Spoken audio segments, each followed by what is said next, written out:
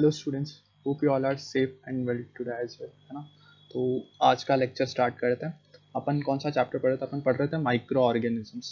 थोड़ा सा रिवाइज कर लेते हैं। माइक्रो ऑर्गेनिजम्स ऐसे ऑर्गेनिजम्स होते हैं जिनको अपन नेकेड आइज यानी कि अपनी आंखों से अपन नहीं देख सकते, जिनको देखने के लिए माइक्रोस्कोप का यूज करना पड़ता है। ऐसे ऑर्गेनिजम्स को कहा जाता है माइक्रो ऑर्गेनिजम्स। ठीक है, माइक्रो और मैक्रो वर्ड में डिफरेंसेस पता है ना। जो मैक्रो का मतलब होता है बड़े जो भी होते हैं, और जो माइक्रो जो होता है वो होता है छोटे। ठीक है, तो माइक्रो के अलावा जितने भी बड़े बड़े ऑर्गेनिजम्स उनको मैक्रो ऑर्गेनिजम्स बोला जाता है। और क्या पढ़ा था फिर अपन ने इसमें कि जो माइक्रो ऑर्गेनिजम्स होते हैं ना, वो यूनिसेल्युलर भी हो सकते हैं, मल्टी सेल्युलर भी हो सकते हैं। यूनिसेल्युलर मतलब जिनके अंदर सिर्फ एक सेल हो और उस एक सेल से अपने सारे फंक्शंस करते हो, वो यूनिसेल्युलर माइक्रो ऑर्गेनिजम्स हो जाते हैं। और जिनके अंदर एक से ज़्यादा सेल्स होते हैं उनको मल्टी सेल्युलर माइक्रो ऑर्गेनिजम्स कह दिया जाता है। ठीक है, तो कौन से होते हैं माइक्रो ऑर्गेनिजम्स के अंदर आ जाते हैं? फंगी, एल्गा और अपने बैक्टीरिया और वायरसेस। ठीक है, इन सब के एग्जाम्पल्स अपन ने देखे थे। ठीक है, ये फंगस के एग्जाम्पल्स थे: ईस्ट, मशरूम, पेनिसिलियम, एस्परजिलस और ब्रेड मोल्ड। प्रोटोजोआस के अमीबा, पैरामीशियम, यूग्लिना और ट्रिपैनोसोमा।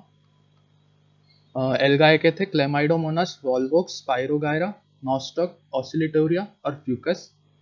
और वायरसेस के थे इन्फ्लुएंजा वायरस अपन कॉमन कोल्ड कराता था। वैक्सीनिया वायरस, बैक्टीरियोफेज वायरस, तो इस बैक्टीरियोफेज इसलिए कहते हैं क्योंकि ये बैक्टीरिया पे टेस्ट करने के लिए होते हैं। HIV वायरस जो अपन को एड्स कराता है। ठीक है, ये वायरसेस से फिर हम अपन ने ये पढ़ा था कि माइक्रो ऑर्गेनिजम्स कहाँ रहते हैं। ये माइक्रो ऑर्गेनिजम्स हर जितने भी पॉसिबल इन्वायरमेंट है अपने अर्थ पे, हर जगह पे रह सकते हैं। ठीक है, चाहे फिर वो बहुत ठंडी एरिया जहाँ पे आइस जमा होती है वहाँ पे भी रह सकते हैं, फिर चाहे हॉट स्प्रिंग्स मतलब वॉल्केनो वगैरह जहाँ से आग निकलती है ना, वहाँ पे हॉट स्प्रिंग्स में रह सकते हैं, डेजर्ट्स में रह सकते हैं, हार्शी लैंड्स में रह सकते हैं, यहाँ तक कि वो एनिमल्स की बॉडी के अंदर भी रह सकते हैं।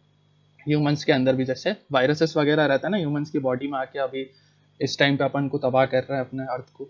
ठीक है, तो वैसे बॉडी के अंदर आके भी रह सकते हैं। और कुछ ऑर्गेन और ऐसे कुछ माइक्रो ऑर्गेनिजम्स होते हैं जो कि जो भी होस्ट जो भी एनिमल्स है उनकी बॉडी के ऊपर हमेशा के लिए जिंदा रह सकते हैं, उस बॉडी से न्यूट्रिशन लेके जिंदा रह सकते हैं। जिसका एग्जांपल मैंने आपको बताया था डैंड्रफ के बारे में, कि जो डैंड्रफ्स होते हैं अपने सर के अंदर, वो लगातार अपने सर के ऊपर आके बैठ जाते हैं और अपनी बॉडी से अपना न्यूट्रिशन लेते रहते हैं। ठीक है, तो वो पूरी जिंदगी अपने सर पे बिता सकता है। ये होता है माइक्रो ऑर्गेनिजम्स। और लास्ट पार्ट ये पढ़ा था कि ये कहाँ, बॉटम ऑफ द सी, जो सी है ना उसके बिल्कुल बॉटम में भी पाए जा सकते हैं माइक्रो ऑर्गेनिजम्स। अब आगे पढ़ते हैं। Microorganisms are also present in dead and decaying organic matter. ये लाइन याद है आपको? माइक्रो ऑर्गेनिजम्स वहां मतलब कि ऐसी जगह पे भी प्रेजेंट हो सकते हैं जहां पे डेड और डिकेइंग मैटर, डेड और डिकेइंग मैटर्स को खाने वाले ऑर्गेनिजम्स को क्या कहते हैं? याद है ना, पिछले चैप्टर में पढ़ाया था, सैप्रोट्रॉफ्स। याद है ना, सैप्रोट्रॉफ्स बोलते हैं उनको। ठीक है, तो ये कहाँ पे, ऐसी जगह पे भी रह सकते हैं जहाँ पे डेड और डिकेइंग मतलब कि ऐसे ऑर्गेनिक मैटर है, यानी कि कुछ जो जानवर, लकड़ी, जो भी ऐसे पेड़ पौधे छोटे मोटे जो या तो सड़ चुके हैं या तो खत्म हो चुके हैं, जो सूखने वाले होते हैं ना या फिर सड़ने वाले होते हैं, ऐसे जगहों पे भी माइक्रो ऑर्गेनिजम्स मिल सकते हैं। These organisms helps in the release of minerals to the soil after the death of living organisms by decomposing them. पिछले वाले चैप्टर में मैंने आपको मैन्योर के बारे में बताया था कि मैन्योर कैसे मिलते हैं। तो ऐसे माइक्रो ऑर्गेनिजम्स को डिकेइंग चीजों के ऊपर छोड़ दिया जाता है, फिर वो क्या करते हैं, जो भी सड़ रही चीजें होती है उसके अंदर से न्यूट्रिएंट्स को बाहर निकाल के सॉइल को दे देते थे। तो सॉइल जो होती थी अपनी वापस से न्यूट्रिएंट से भर जाती थी। तो क्या ये माइक्रो ऑर्गेनिजम्स ही होते हैं जो उस ऑर्गेनिक मैटर पे, जो भी चीज मर गई है, जो भी चीज प्लांट्स या एनिमल्स जो भी मर गए हैं जिसके ऊपर सड़ने वाली हो कोई चीज, तो उसके ऊपर बैठ के उसको लगातार खाते हुए उसके अंदर से जो भी न्यूट्रिशन है उसको सॉइल के अंदर मिला देते हैं। कैसे? बाय डिकम्पोजिंग देम, उन सबको सड़ाकर उसके अंदर का जो भी न्यूट्रिएंट होता है, जो भी न्यूट्रिशन होता है, वो सॉइल को दिला देते हैं ये micro organisms. Microorganisms like amoeba can live alone, while other live bacteria like bacteria and fungi may live in colonies. कुछ ऐसे ऑर्गेनिज्म जैसे अमीबा जो होता है ना, वो अपने आप में अकेले रह सकता है, कि सिर्फ एक अमीबा अगर ऐसे घूम रहा है ना कहीं पे घूमता हुआ, ठीक है, मिल जा सकता है, जो अकेला अपने आप में जिंदगी जी सकता है। लेकिन ऐसे बहुत सारे बैक्टीरिया, बहुत सारे फंगाई होते हैं जो झुंड में ही रहते हैं। ठीक है, कॉलोनीज बना के रहते हैं अपने। सम माइक्रो ऑर्गेनिज्म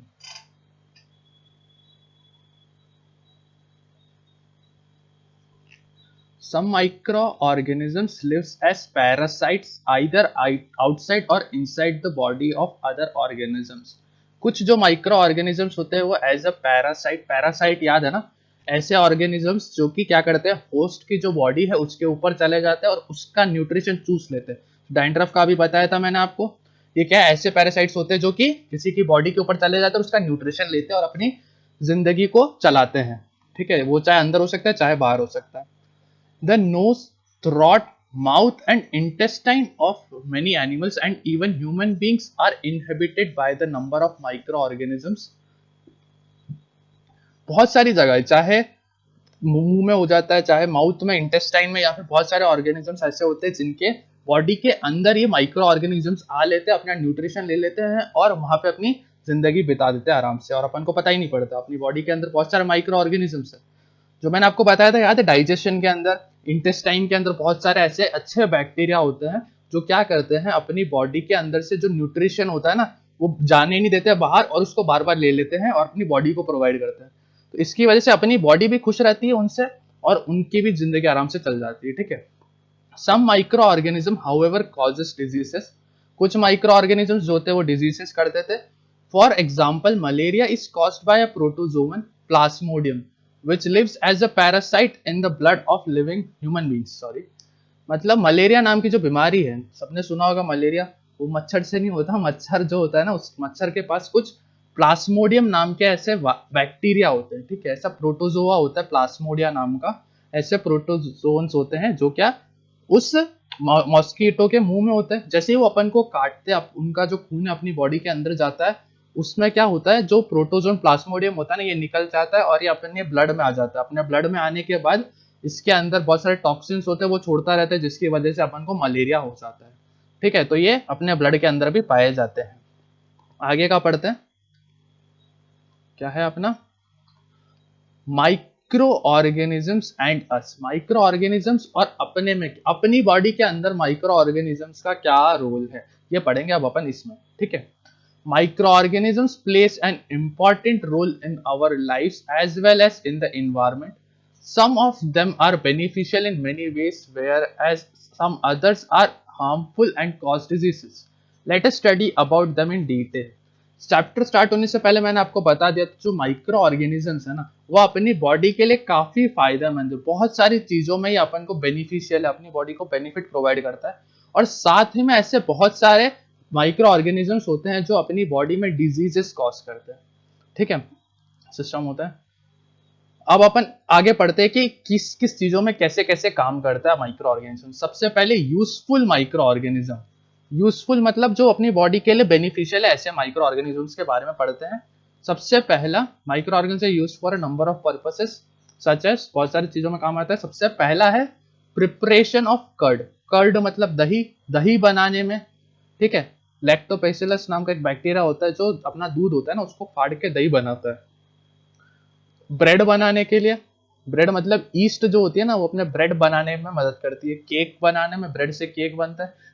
ठीक है. इडली जो होता है, इडली के अंदर भी अपन जो होता है ना, क्या इडली बनाते हुए कभी देखा, इडली और डोसा जो भी होता है उसको रात को चावल को पीस के सुखाना, मतलब कि भिगो के रखना पड़ता है, फिर उसके अंदर वो फूल जाता है, उसका जो डॉ होता है ना, तो वो यही होता है. उसके अंदर लगातार ईस्ट जो होता है ना, वो अपने आप को रिप्रोड्यूस, अपनी संख्या बढ़ाते रहते हैं और रिप्रोड्यूस होने की वजह से वो उसको फुला देते हैं, वो फूलने लग जाती है. इसकी वजह से इडली फूलती है, ईस्ट होता है उसके अंदर. ठीक है.